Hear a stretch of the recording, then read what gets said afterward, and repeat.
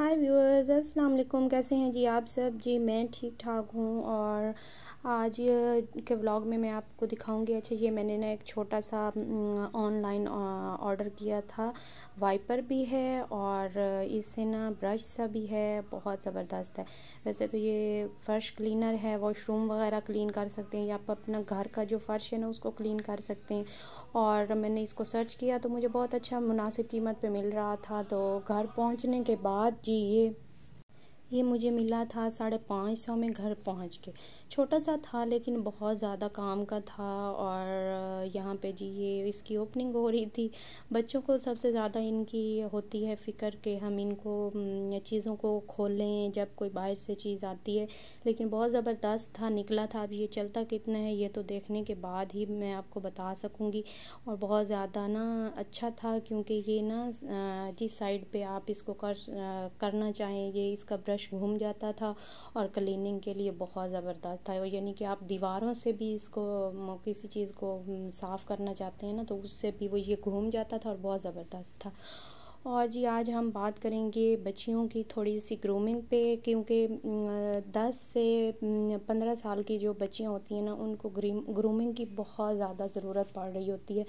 और हमें बच्चे हमारे जो होते हैं ना वो इतने लाउबाली सी बच्चियां हो रही होती हैं कि उनको पता ही नहीं चल रहा होता हमने चलना किस तरह है, उठना बैठना किस तरह है, या फिर एक जो पीरियड्स बच्चों के हो रहे होते हैं उनमें उनको बहुत ज़्यादा प्रॉब्लम आ रही होती है। तो उस पर थोड़ी सी आज बात करेंगे।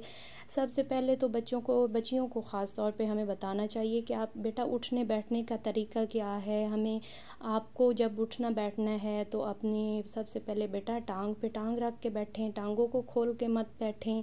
सर पे दुपट्टा लें और गले में भी तो लाजमन रखना चाहिए, क्योंकि बॉडी शेप जो होती है उन दिनों में बहुत हो रही होती है अजीब सी, और बच्चों को पता नहीं हमारे बच्चियों को चल रहा होता है, जिसकी वजह से ना बहुत ज़्यादा बच्चियां तो बेचारी खुद तंग हो रही होती हैं, माएँ भी तंग हो रही होती है। तो इससे पहले ना अपने बच्चों को हमें चाहिए, जब बच्चियां थोड़ी सी छोटी होती हैं तब से उनको दुपट्टा लेना सिखाया जाए।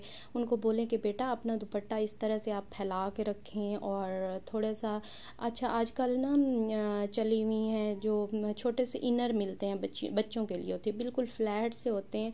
आप बच्चियों को वो पहना दिया करें तो वो थोड़ा सा उनसे बहुत ज़्यादा बच्चियों को ना एक कंफर्ट सा आ जाता है। तो फिर ऊपर दुपट्टा तो लाजमन ही बच्चों को करना सिखाना चाहिए। एक तो हमारा इस्लामिक तरीका है और हमें उससे बहुत ज़्यादा सीखना चाहिए।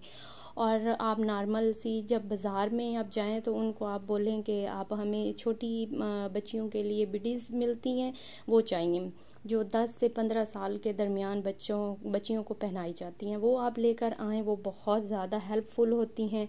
और उसके बाद हमें और भी बहुत सारे प्रॉब्लम्स होते हैं। बच्चों को सिखाना चाहिए। जब बच्चियाँ छोटी होती हैं तो वो पीरियड्स के ख़ास मरहले से गुज़र रही होती हैं, तो बच्चियों को बहुत ज़्यादा प्रॉब्लम हो रही होती है और उनको उस बारे में बताना चाहिए। जब बच्चियाँ और छोटी होती हैं तो उनको और भी प्रॉब्लम होती है।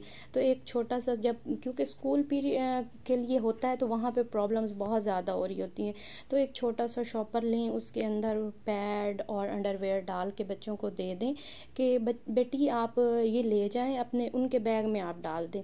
तो जब अगर आपको कोई प्रॉब्लम हो तो आप यूज़ कर सकते हैं। वैसे भी डेज़ का तो पता ही होता है माओं को, बच्चों को नहीं याद रहता, लेकिन बच्चियों को भी सिखाना चाहिए कि ये डेट है तो बेटा आपने इसको याद रखना है नेक्स्ट मंथ के लिए। तो ये छोटी छोटी सी जो प्रॉब्लम्स होती हैं हमारी बच्चियों के लिए वो बहुत हेल्पफुल होंगी। और माएँ जो होती हैं ना, समझदार माँ एक समझदार बेटी को जो होती है ना ग्रूम करने में बहुत मदद करती है। तो जब एक माँ समझदार होगी तो एक बेटी, सारी सी बात है, जब वो सीखेगी वो आगे अपने बच्चों पे इम्प्लीमेंट करेगी तो वो आपके लिए नहीं, आपके बच्चों के लिए बहुत ज़्यादा हेल्पफुल होता है।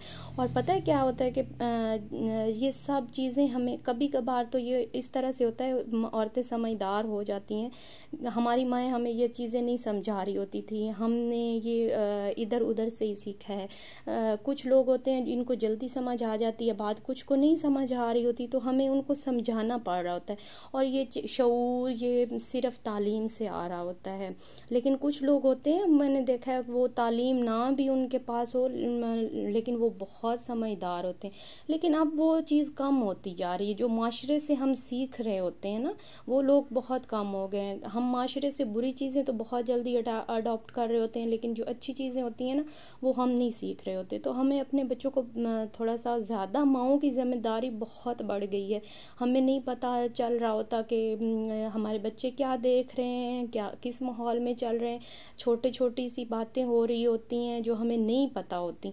और इंशाल्लाह मैं नेक्स्ट टॉपिक में बात करूँगी, जो हमारे बच्चे होते हैं ना, वो हर बात दूसरों को बता रहे होते हैं, तो उस पर कंट्रोल करना मैंने अपने बच्चों को कैसे सिखाया है, या फिर आप कैसे सिखा सकते हैं, या हमारी जो और नॉर्मल है, आप बच्चों को हमें बताना चाहिए कि ये बेटा आपके लिए अच्छी बात है, ये अच्छी नहीं है।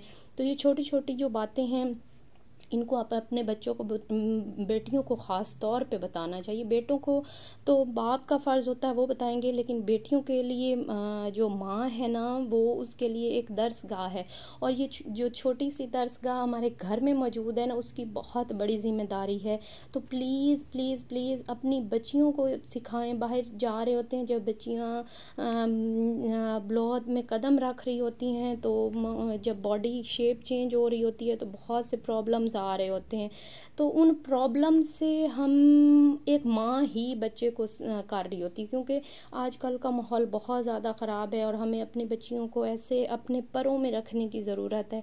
तो वो जो बेटियों को ही नहीं, बेटों को भी बहुत ज़्यादा ज़रूरत है। लेकिन आज का माहौल इतना ज़्यादा ख़राब है कि माँ और बाप बेचारे परेशान हो रहे होते हैं कि हम अपने बच्चों को कैसे समझाएं, उनके दिमाग में बात कैसे डालें। और इस मोबाइल ने बच्चों को इतना ज़्यादा ख़राब कर दिया है कि हमें समझ ही नहीं आ रही होती। तो एक दूसरे को ये छोटी छोटी चीज़ें हम खुद ही समझा सकते हैं।